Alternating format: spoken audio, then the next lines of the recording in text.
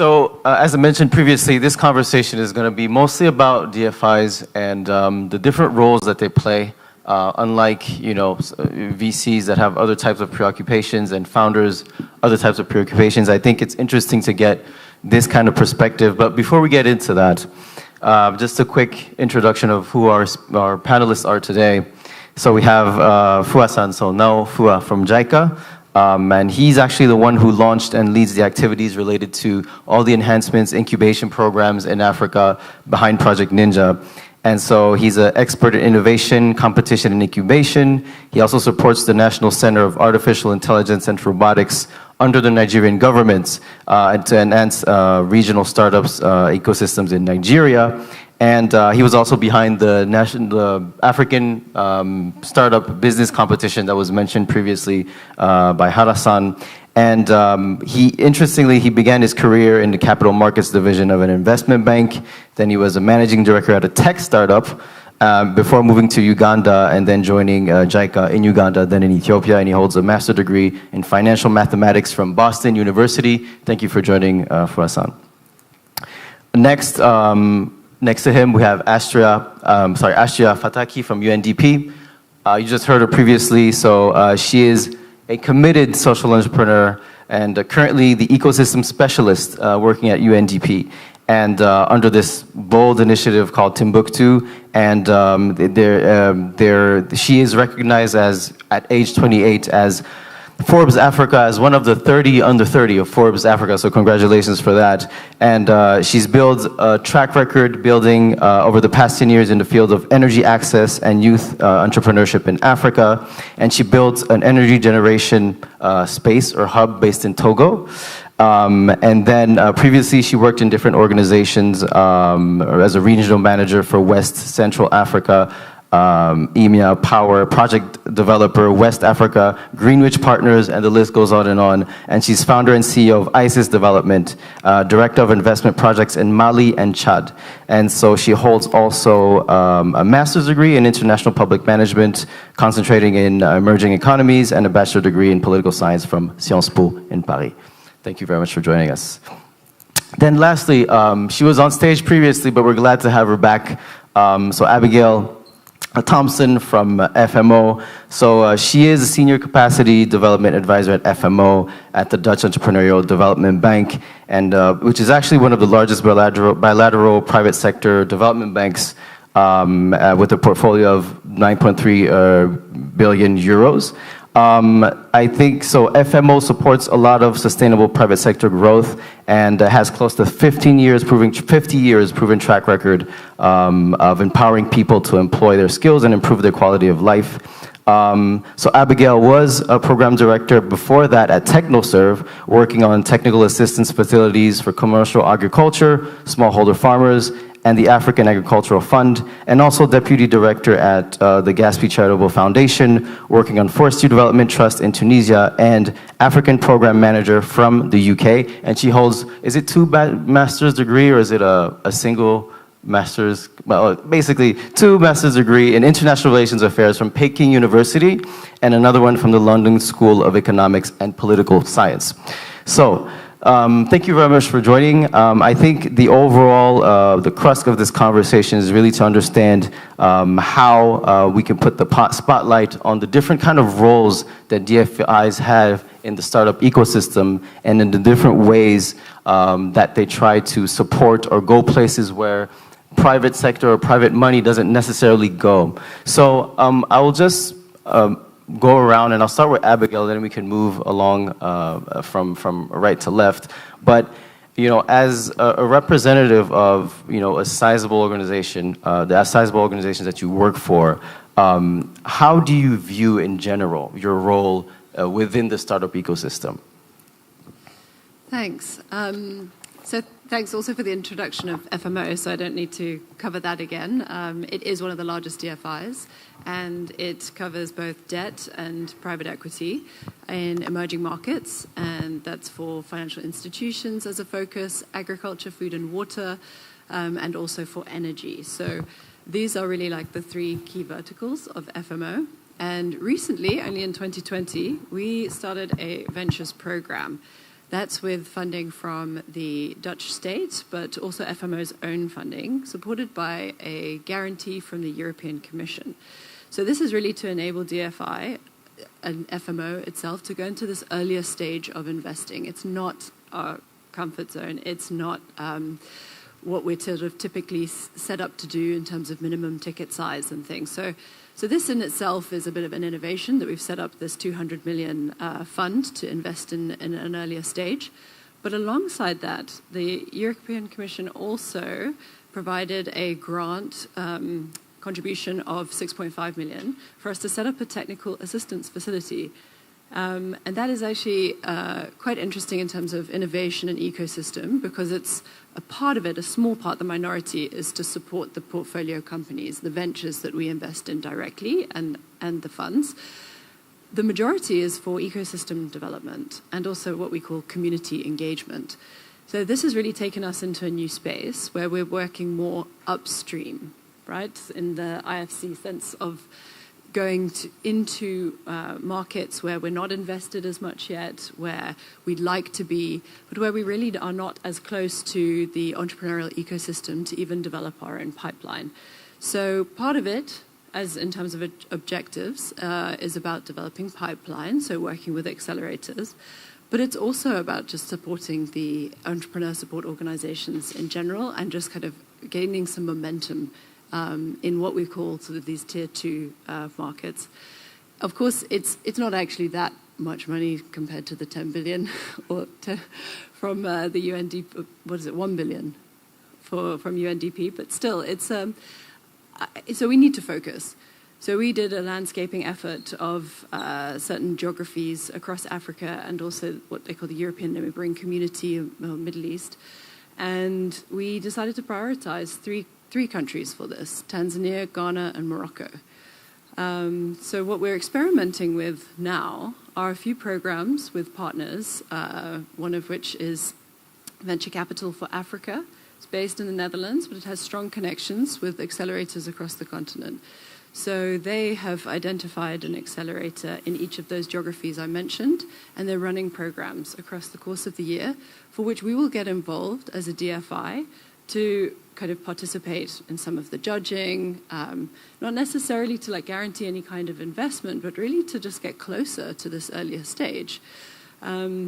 That's one of the partnerships we've got, and I'll just mention another one, the Collaborative for Frontier Finance, which is working with local capital allocators, because it's another trend that we've seen is like we tend to sort of go with these larger fund managers, more established track record, and sometimes often those are sort of foreign domiciled and managed even. So we're keen to support kind of the accelerator of local capital allocators.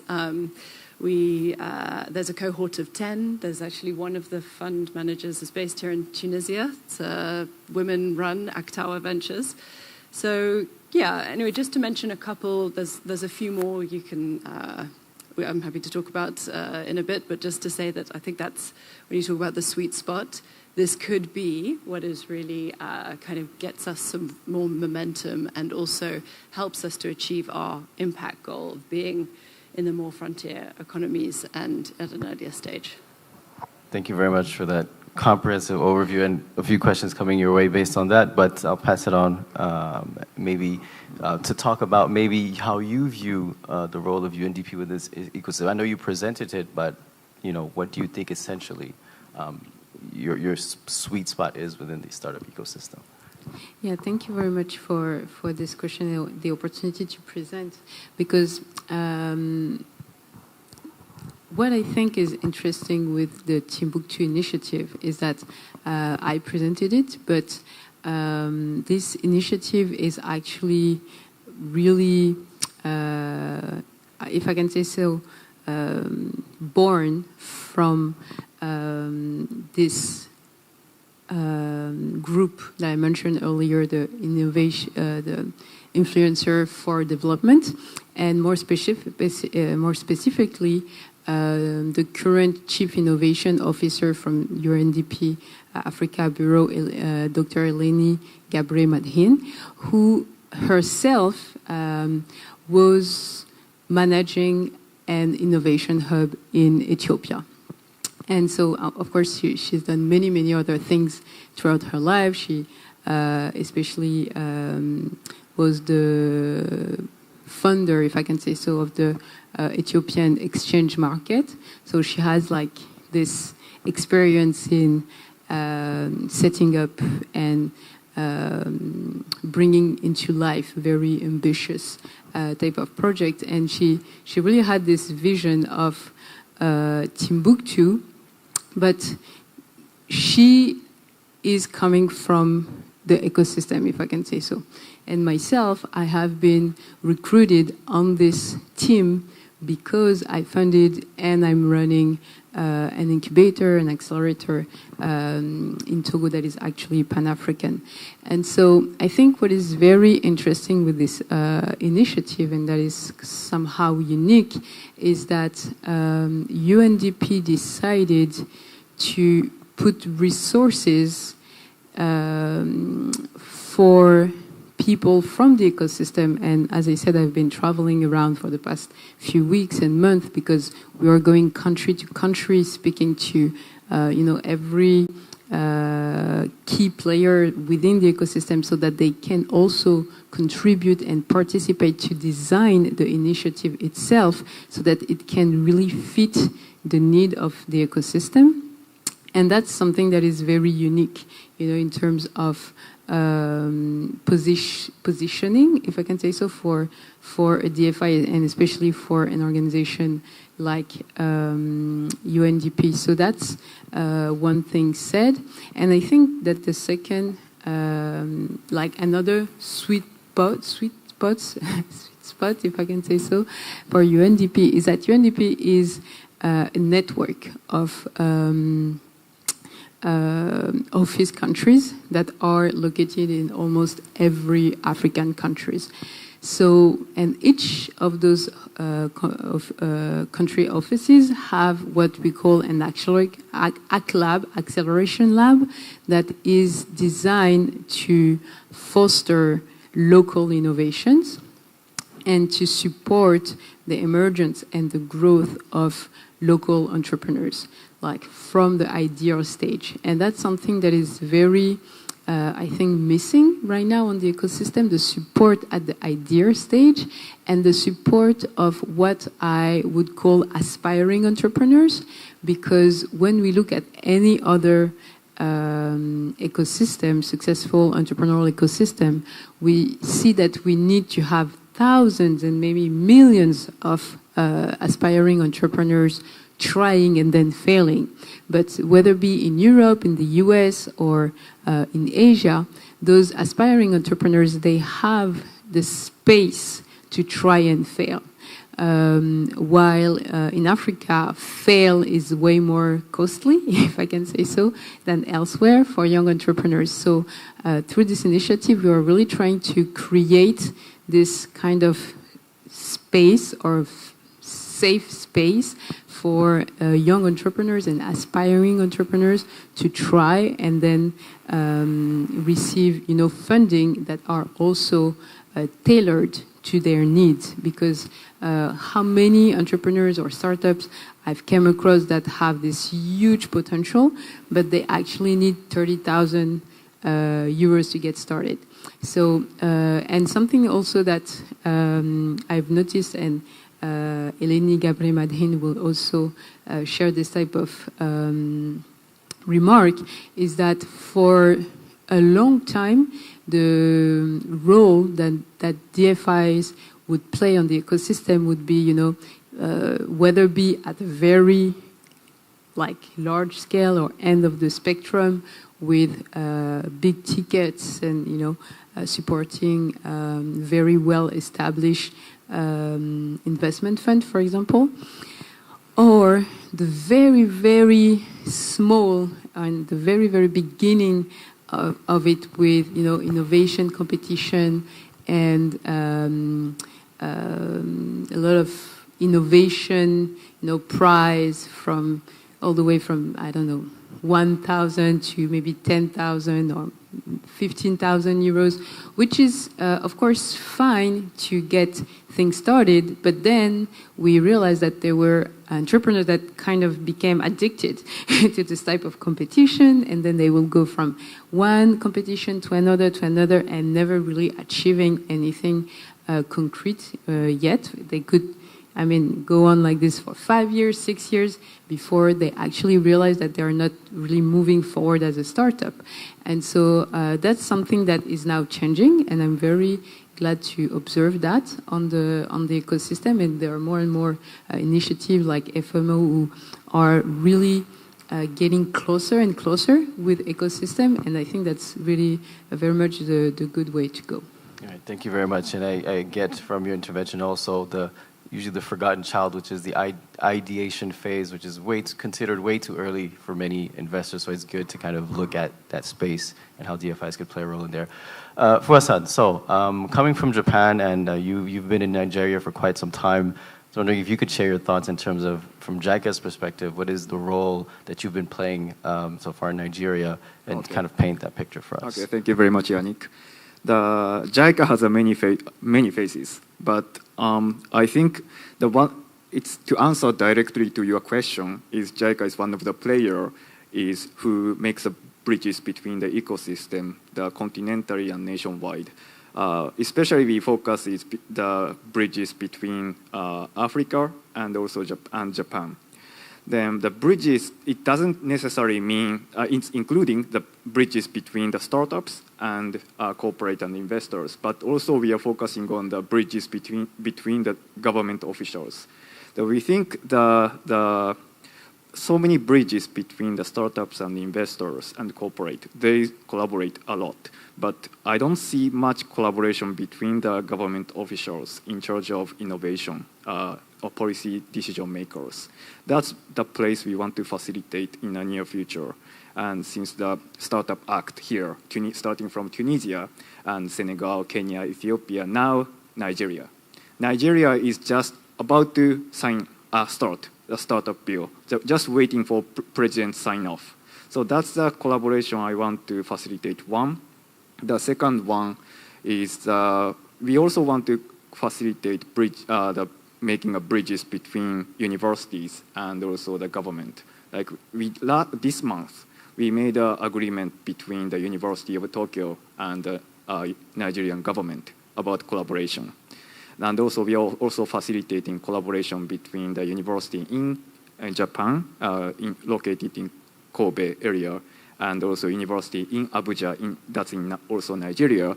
That's those bridges. It's not only about startup and investors, that we want to make bridges among the ecosystem stakeholders. That's one of our role in Africa. So thank you for raising that up. I think one of the unique elements from DFIs is this relationships with governments, as you mentioned. So I'd like to maybe follow on that idea and explore that a little bit more. And I believe that in the case of Nigeria, when we think of working with government, we think of policy, law, Startup Act. But in your case, you were actually working with them for a program that wasn't necessarily related to policy, but mostly related to supply chain, so you can involve government at a program level as well. So I was wondering if you could talk about that. In Nigeria and also Ethiopia, Kenya, Ghana, that we do, as Sachiko explained, we do run the incubation program, business competition acceleration program. But when we are advisor for the counterpart government, like those Ethiopia, Nigeria, then what our advice, let me explain one of the advice. The Nigeria government I belong to, they have a sector focus, seven sector focus: agriculture, education, logistics, security, and government tech. Those they have a focuses, but they don't have any further. So, for example, agriculture, what kind of subsector you're going to focus in the near future or now? They don't have any idea. Then we facilitate, so we analyze the market.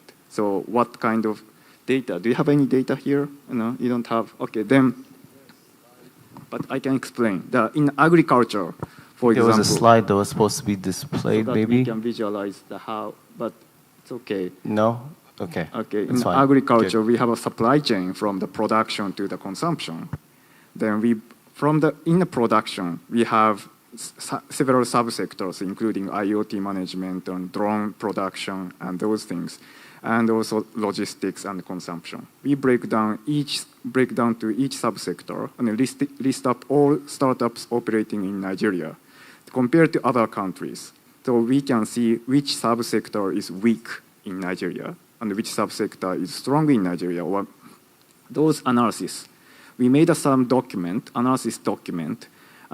This is just this is not a complete data, but this is a draft document. But we can use this document to discuss with other ecosystem stakeholders like accelerator, incubator, investors, so that everybody understand what is going on the Nigerian ecosystem in agri-tech space. And we also developing those data in education and health tech and logistics, those areas, so that everybody is on the same page. Then we focus on those subsectors. As a government, we focus on the weak area or missing area in Nigeria, but it's promising in the near future. So as a government, we focus on those subsectors. That's the kind of, what's important here is the conversation between government and other ecosystem stakeholders, because I believe most of the government I talked to, even when I was in Ethiopia, Uganda, government officials thinks they have enough conversation with ecosystem stakeholders, but I believe it's not. Then we need to provide some data set or conversation tool for the government official to discuss further to the other ecosystem stakeholder. That's how our advice or support to the government. And so that in turn, through that conversation, can inform industrial policy or addressing gaps within the supply chain. So it's very useful to have this conversation. Maybe Abigail, from your point of view, your interactions with government, how that has been maybe instrumental in terms of you delivering the program.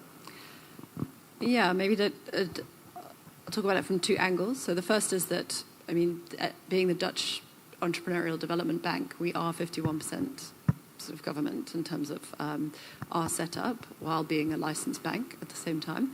And also a lot of our sort of more concessionary funding sources does come from Dutch state funds.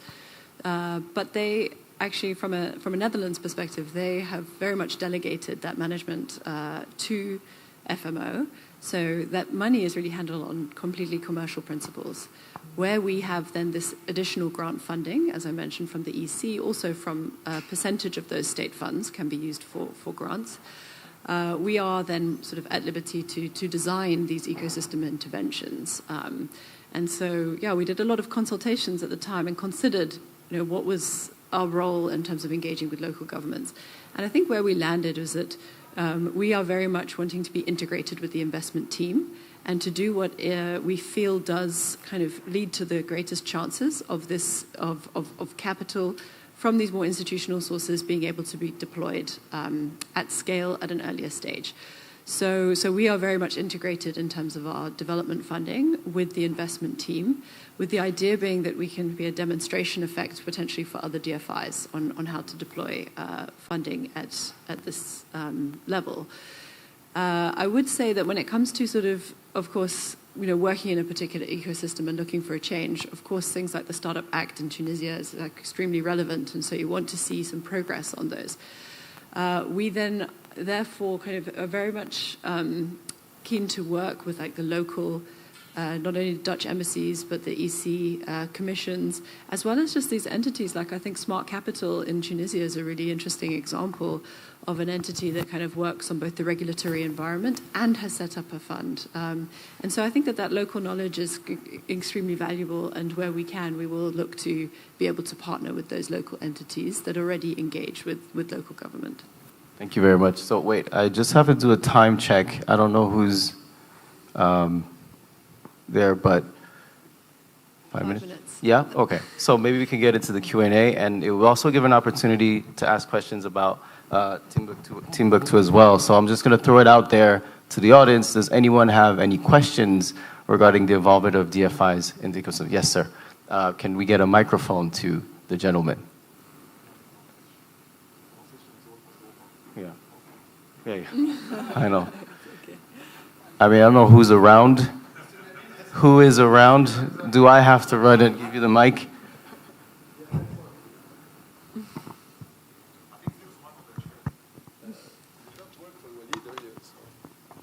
Test. Yes, sir. Thank you very much. Thank you very much for your presentations. Nabi Chadoura, I'm from the asset management business in Tunisia. Just a few questions that concerns a bit the program and Timbuktu and the UNDP maybe impact, and it may have also shed some light from the FDIs. There's a lot of specifications in the market, in the African markets, and let's say the first question that we have been said, why there's none coverage on that gap between the 50,000 and the 500K dollars investment. I think maybe some kind of mechanism are missing, including the insurance on the investment insurance or the first loss mechanism that will encourage the private sector to get into that niche. So I think from the FDI's perspectives, not only the direct investment in funds will help. I think such mechanism will be, insurance mechanism will add really value and leverage on the volume of investment coming to Africa. That's the first question. I don't know if UNDP may think about such mechanism instead of just direct investment. This is the first question. Second question is concerning Africa is known of sometimes, now it's becoming worldwide, but of non-commercial risk. Let's say political instability and others. Some of the foreign investors that don't come also because not only the value creation from the startups business, but because of unstable political climate around. So the only arm that is doing that kind of coverage is MIGA. We don't have a proper African instrument coming into coverage, covering the non-commercial risk. So some international investor may give up part of his IRR and some profits, so he gets such coverage. The third point about the hubs and being privately managed, how do you think you're gonna manage the risk of some countries who doesn't have, well, it's not risk, but missing the opportunity of co-investment if certain countries like Tunisia cannot handle the currency exchange because it's forbidden. So somehow you may have some private players in Algeria and Tunisia that would like to participate in a hub in Kenya, but because of the exchange regulation, we cannot do so. So what kind of alternatives you might suggest for that? So thank you very much again for your presentation, and thank you for the answers in advance. Thank you very much. Astria? Well, I think there are several points, but try to, touch as many as you can. That's a lot of points, but I guess I will bring some elements of answers, and then maybe the other panelists can also jump in. So basically, when it comes to the Timbuktu initiative, and this also echoes the question we were answering just right now, we are trying to set up a mechanism that allow us to move fast, but at the same time to work with other players in the ecosystem and especially governments.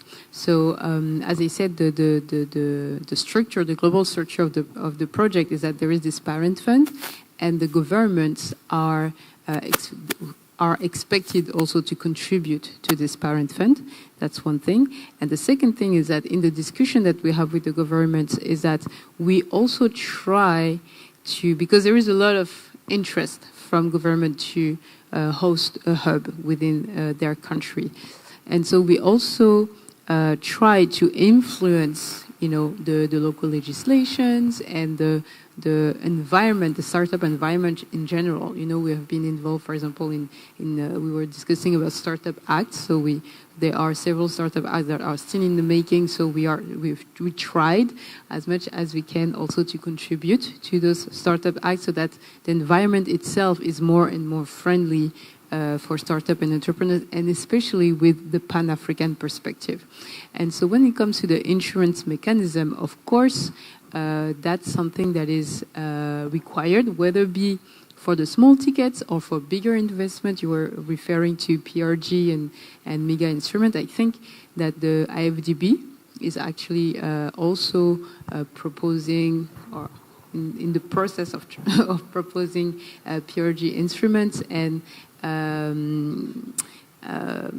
other, I think also African actors are in the process of proposing this type of tools. But as you can imagine, they just take time, to be settled. And so the way that we are moving forward with Timbuktu is that we are trying to de-risk the investment, but through this concessional funding. And I think 40% of this concessional funding is not common to see it in this type of setup, and that's the most effective way we found at this point to move fast towards our objectives. Thank you very much, Astrid. I think that's the only time we have, but I invite you to, so there's going to be a networking event afterwards, so if you have any questions for any of the speakers, please feel free to grab them whenever you see them, and then to have this conversation, and hopefully you'll be able to get your answers. So thank you very much. Round of applause for our 3 panelists. And where is everybody? I don't know, but thank you so much for joining. I'll just get into the next panel discussion and invite to the stage our next speakers. All right. So first, I would like to invite from JICA, Mr. Uwazawa-san from JICA, based in Ghana. Naoki Uwazawa, thank you for joining the stage. Then we got Philip, please, from Startup Bootcamp.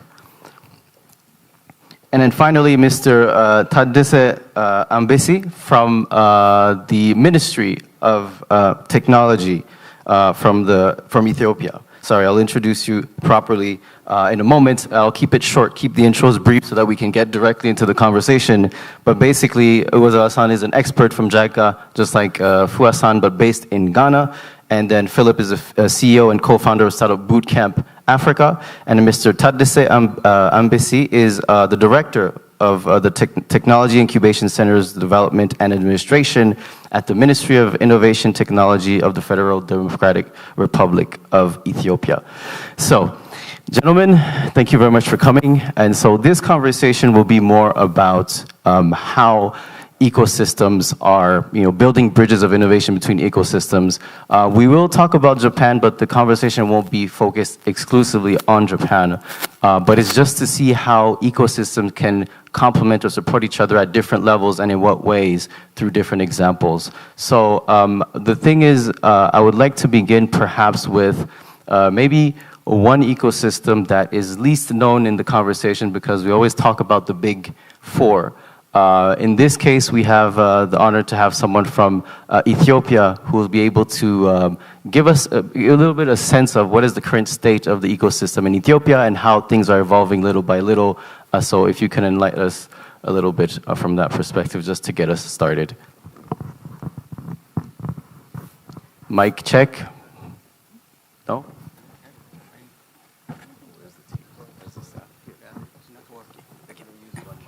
Okay, thank you.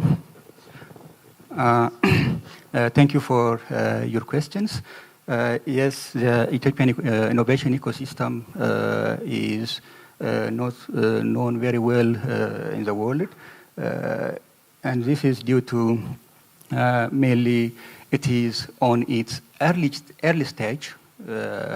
And actually, it is growing very fast and getting strong and getting better and better.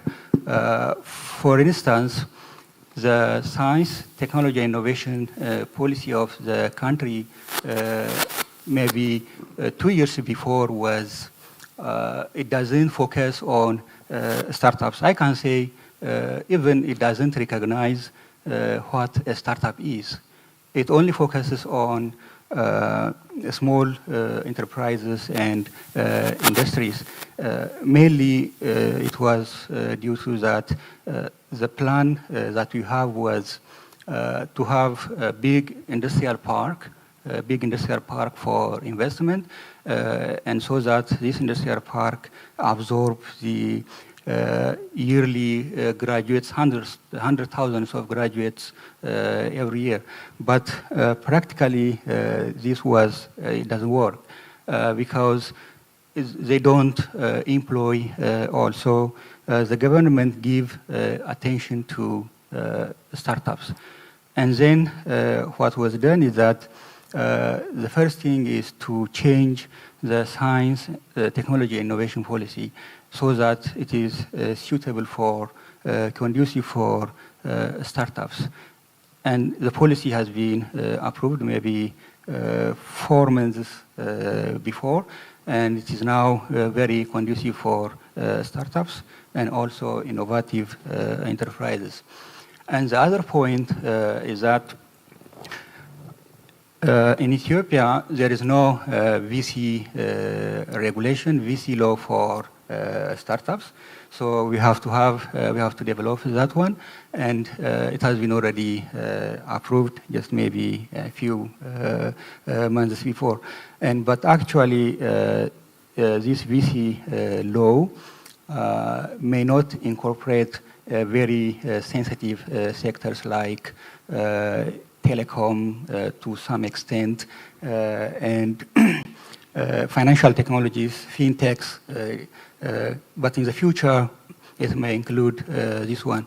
And the other issue, sorry, the other issue that was developed is that idea financing issue. When startups grow, there is no idea financing alternative. The financing system is collateral based. They have to have some property. So what we did is that idea has to be taken as a collateral for startups, those who have a prototype, even best idea. And then after this law has been enacted, and now private bank, including government bank, will give loan for enterprises, innovative enterprises, and startups. So this means that the innovation ecosystem of Ethiopia is getting better and more in these few years. Thank you very much for painting that picture. So still work in progress and moving pieces. Before we get back to the connection of the Ethiopian ecosystem with other ecosystems, maybe I'll pass it on to Uwazawa-san and ask about, so from your perspective, being based in Ghana, how, from your point of view as a representative for JICA, you've been interacting with the local ecosystem in Ghana? Well, okay, first, local ecosystem in Ghana, probably many audiences come from the VC, so I'm going to talk about the broad overview of the ecosystem. But it's true that the number of startups could fundraise is increased. But let me give it a different angle, probably from the VC. So. Probably, Philip, you have met thousands of startups, so probably you have a different opinions. But so looking at the successful startups, entrepreneurs, the most are they educated in the US or the Europe, in the different countries, and they come back to Ghana and they start in the business. But on the other hand, there are many young people try to do the business, I mean a startup. There are many programs run by foundation or donors, and also a report says I've never counted, but around 150 hubs there in Ghana Ghana is a 30 million people populations, and 150 hubs, probably including a small one. And in the many programs running by in different stages, incubation, mostly in incubation stage. But so and many young people trying to do business. But I see some of the startups just okay, I don't know how to say, but enjoying the help in the program. Okay, I understand it because considering the limit of the access to the finance, it makes sense. But for me, it's a pity. I feel pity to see some of them just enjoying the program, different program, and at the end, no products or yeah. So. I think it's not good for the ecosystem in the future. So we just in Ghana. Let me explain briefly about the project. So we start. I don't know whether I can call it an incubation, but we try to do the program, run and emphasize on. Trend error. So the KPIs, how many times did you go to the market? How many times or how did you get feedback from the market? So, we just want them to learn not making, don't be afraid of making mistakes. And this program run by the government agencies. Some people, many government agencies, government staff are startup is quite new. So I also want to government people to know or to understand what's the nature of the startup things, and particularly entrepreneurship mind and trend error stories. So we just studied the programs from last year and collaborating with our 10 universities through the collaboration with financial institution, Stanbic Bank. So okay. So I understand. So your point of view is basically, again, kind of going to places where that are sometimes forgotten and just giving entrepreneurs support for the basics. Learn the basics, make errors, put them in a space where they could make errors and then learn and become more accomplished entrepreneurs and business people. So giving these fundamentals rather than going straight to the investments and talking all about that. Exactly. And also probably in communication with investors, the VCs, I think communication is everything. So investors are quite busy. So we emphasize on how important is making a report. We don't expect in a 10-page or 20-page report, but we want to acquire the behavior, how to communicate. So for example, 1 page is okay. And this is what we did. So it's a brief one. So we try to acquire something in housing order for the talking to the investor in the future. Thank you very much. And so before I pass it on to Philip, I just want to say that the way the conversation is framed could appear unidirectional in the sense that Japan is coming to Africa and supporting Africa, but what I find interesting, and that's how I'm going to bring in Philip, is that sometimes you don't have to wait for Japan to come. You can actually go to Japan and try to build these bridges proactively. And this is something that as an organization, as a whole globally, Startup Bootcamp has done. So I don't know if you could walk us through how that happened. Sure, thanks for the question. Startup Bootcamp is a global network of accelerator programs. So it was launched in 2010, really in response to the rise of Silicon Valley and these accelerator programs, Y Combinator, 500 Startups, Techstars, and really extraordinary programs that were based initially in Silicon Valley. And the ethos was find all the best entrepreneurs in the world, bring them to Silicon Valley, and create and keep reinforcing this ecosystem that was already extraordinary.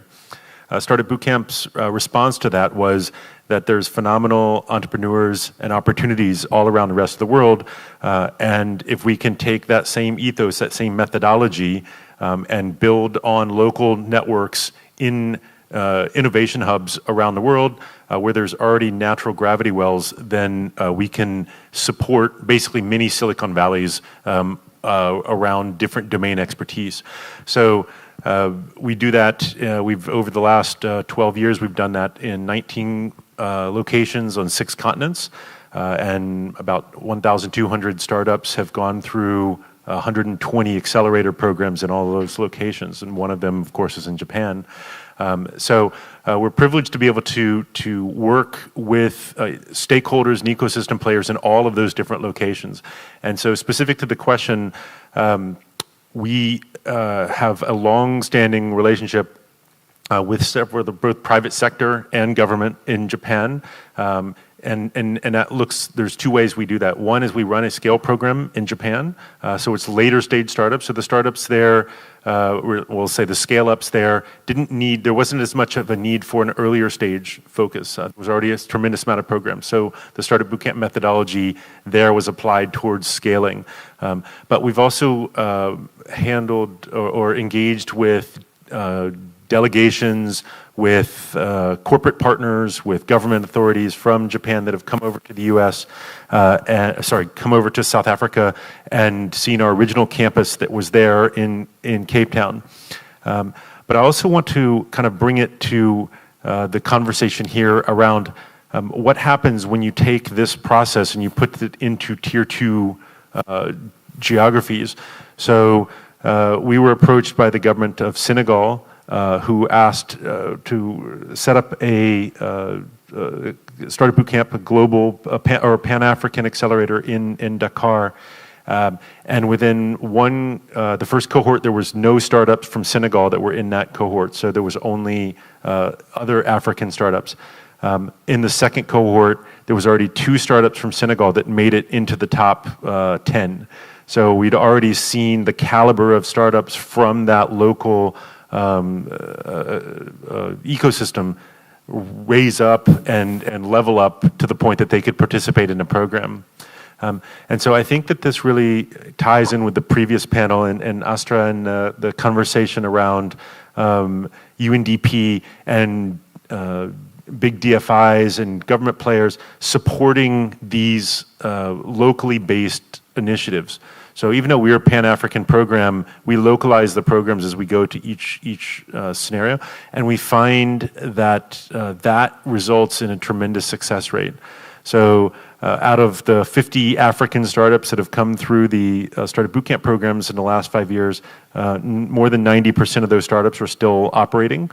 So we have a pretty phenomenal success rate, and it's even more impressive when you break it down into how those startups are succeeding. So about 65% of them have raised follow-on funding. And that's collectively, that's more than $120 million of follow-on funding into those startups these are earlier stage, or very early stage startups that come through, have raised more than $120 million in follow-on funding. But another 35% of the startups haven't needed any follow-on funding. So they've actually are succeeding in commercial traction. So through the course of the program, they've been able to connect with commercial contracts with government players, et cetera. And that means that they are building viable, long-term, high-scaling programs, but not reliant on venture funding and risk capital. So the more that we can do with very kind of, I would say, progressive government partners like the government from Japan and JICA and Ninja and these progressive programs, the more we can bridge that gap with those earlier stage startups.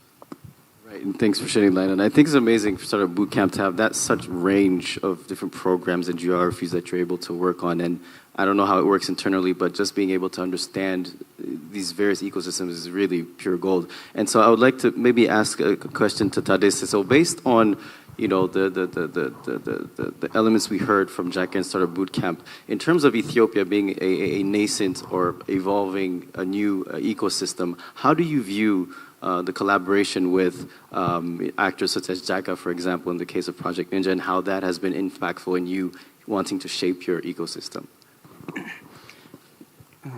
Yes, okay.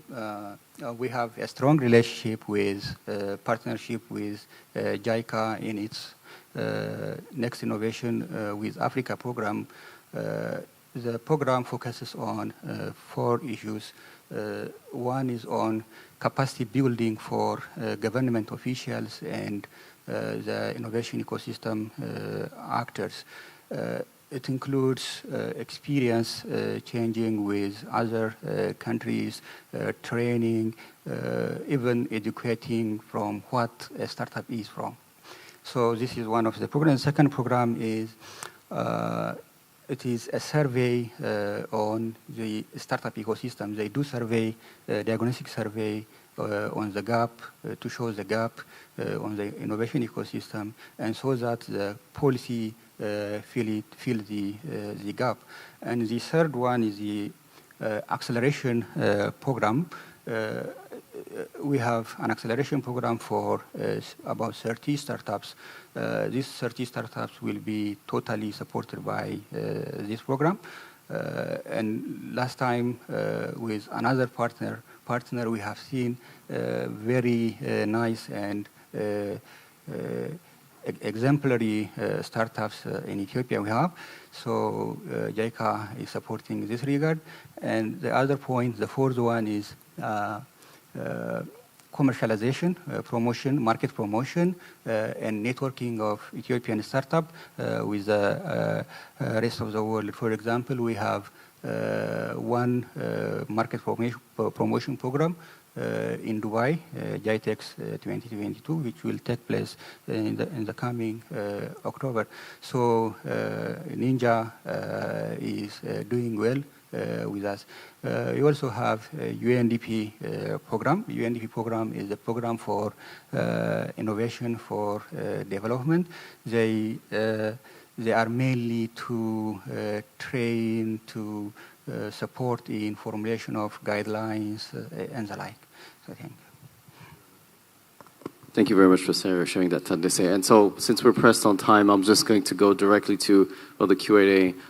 If we have any questions in the audience for any one of our panelists at this point in time, the women in the middle, thank you very much.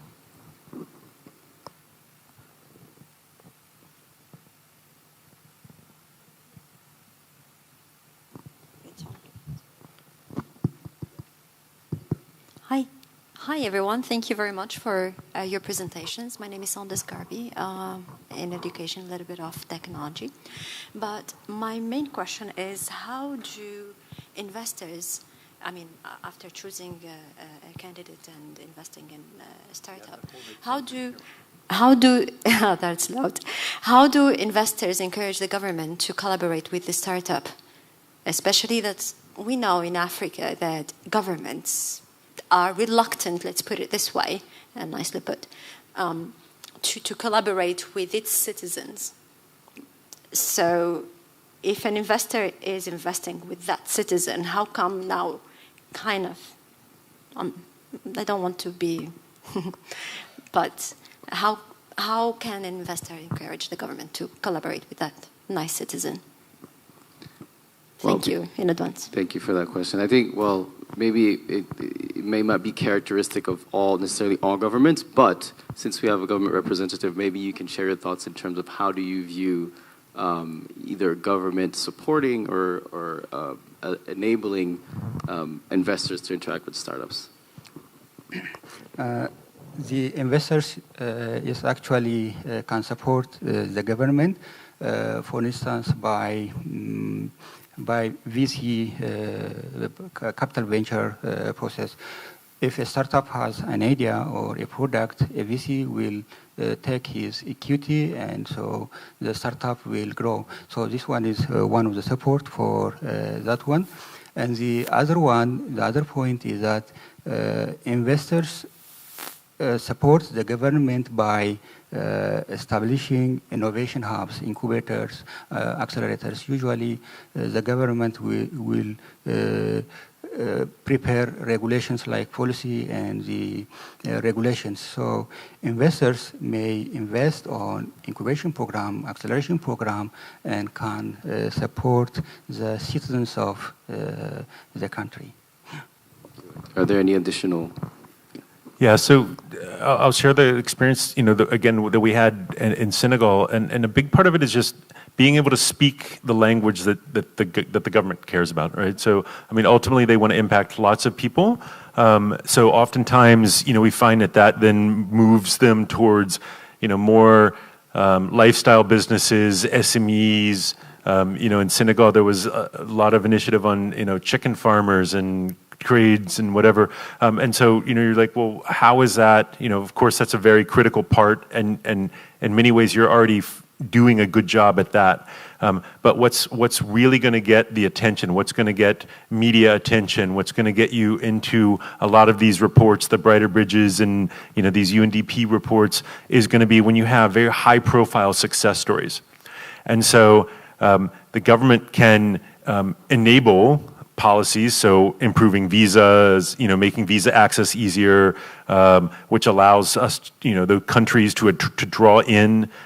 We were speaking earlier about Ethiopia. One of the challenges, we've tried to have Ethiopian startups participate in our program, but currently fintechs aren't allowed to have external investors. So that's a policy that the government can undo or modify in order to unlock and unleash the potential. So it's really just being able to highlight those types of blockers and then showcase, here's what happens when you have a success story. So, earlier there was the success story, InstaDeep, is help put Tunisia on the map. Wave was a startup that was not originally from Senegal, but Senegal had attracted that startup by creating a good working environment, and they went and became the first unicorn from Francophone Africa. So, there's being able to showcase what are the benefits to the country when those policies get out of the way. Now, the government doesn't have to invest in the startups. And that's where I think the investors really come in and say, hey, we are prepared to put money in. We want to put money in. We just need to be able to have blockers removed so that when we're putting in money, you can de-risk these investments for us, right? You can. It's already hard. It's very hard for startups to succeed, but a lot of these policies make it even harder. The startups are operating at a disadvantage to global economies, like in Europe and the U.S. But in many cases, even country to country, they're operating at a disadvantage. So where you can really help just highlight simple things that they can do, and in South Africa, we spent a lot of time really working on trying to unwind some of the exchange control policies, which might make sense from an economics perspective, but when you apply it to startups and IP, we're like, look, the actual financial upside to the government of having this policy is almost zero. But the downside is quite significant because all of the startups go and incorporate offshores, or they put their IP offshore. So that's a huge negative. And so when you can bring it back to real, tangible financial terms, then it's oftentimes easy to get past one of those policies. Money absolutely talks, but it's also publicity, right? So, in the case of very high-profile success stories, InstaDeep is bringing a tremendous amount of positive attention to Tunisia, right? And I don't know what the economic impact to Tunisia is of that, but certainly it's great to be in the news, right? And it's great to be able to say, hey, we have these machine learning indabas, all the great people. I mean, the statistic earlier that stood out for me was 90% of the attendees at this machine learning indaba had never been in Tunisia before, right? So that's fantastic win for the government, even if there's not an immediate economic upside for that. Yeah, thank you very much. So I think we have time for one more question. You have a follow-on? If no one else has a question, then we can hand it over. And maybe just, we'll just sit both of you together and you'll have a conversation. My question was mainly about how getting the government taking advantage of whatever one of you guys investing in. So basically what I hear you saying is that you invest in this company, the company builds its network locally and internationally, and the government just facilitates whatever it's working on. But what I have in mind is more of the government and the company working together along with an investor to improve things locally, regionally, like in North Africa, or maybe in MENA, or it depends on what the region is and how we define it in this case. So basically, how does the government, how does the investor kind of encourage the government to be collaborating and improving locally and regionally? Well, I think as I think investors on your own you cannot do it. So there's a reason why. Well, some call it lobbying, some call it associations. It's the power of numbers also enables a lot of things. So if the community is able to mobilize itself and then has enough influence to kind of articulate to the government that, as Philip said, that there are reasons to change a few things. I think that's kind of a way to think about it. But if any of the panelists, have any thoughts about enabling investment environments or how to create these environments where, we talk about ecosystems, many actors are involved. So any thoughts about how to create these environments? Yeah, I'll just say very, very briefly, be careful what you wish for, right? So what we, and with all due respect for the government actors here, we always say the first thing that you can do as a government is just to get out of the way, right? So don't stop the investors from being really successful. When you start saying, hey, how can the government help me, usually that's a really tough ask.